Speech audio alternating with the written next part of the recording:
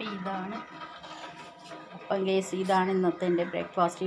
ഇടിയപ്പം കിഴങ്ങും സോയാബീനും ഇട്ടുള്ളൊരു മസാല കറിയാണ്. അത് ചപ്പാത്തിക്കും ചോറിനും കൂടെ വേണമെങ്കിൽ എടുക്കാം. ഞാനത് ഫ്രൈ ചെയ്താണ് എടുത്തിട്ടുള്ളത്. അപ്പം ഇതാണ് എൻ്റെ ഇന്നത്തെ ബ്രേക്ക്ഫാസ്റ്റ്. കറി എങ്ങനെയുണ്ട്? ഞാൻ പണ്ട് ഉണ്ടാക്കുമായിരുന്നല്ലോ, എല്ലാം വറുത്ത് ഉരുളക്കിഴങ്ങെല്ലാം വറുത്ത് കോരിയൊക്കെ. അപ്പം കുറച്ച് അപ്പം ഗൈസ് ഇന്ന് എൻ്റെ പരീക്ഷണ വസ്തു എൻ്റെ മോളാണ്. പഠിക്കാൻ പോയി നിൽക്കുകയാണ്. കഴിച്ചിട്ട് പോളൂ.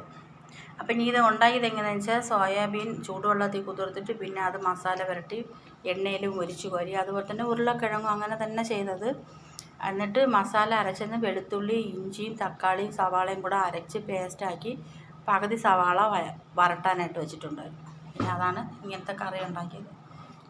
ഞാൻ പണ്ടൊക്കെ എൻ്റെ പരീക്ഷണം ഇതൊക്കെ തന്നെയായിരുന്നു. പക്ഷെ ഇപ്പോൾ കുറേ നാളായി ഞാൻ ഒന്നും ചെയ്യത്തില്ല. പിന്നെ രാവിലത്തെ എൻ്റെ ബ്രേക്ക്ഫാസ്റ്റ് കുറേ നാളുകൾക്ക് ശേഷം ഇന്ന് ഇടിയപ്പം ഉണ്ടാക്കി. കുടിക്കേണ്ട കുടിവെള്ളം തിളപ്പിച്ചു. അപ്പം ഇന്നത്തെ കുഞ്ഞു വീഡിയോ ഇതാണ് ഗൈസ്.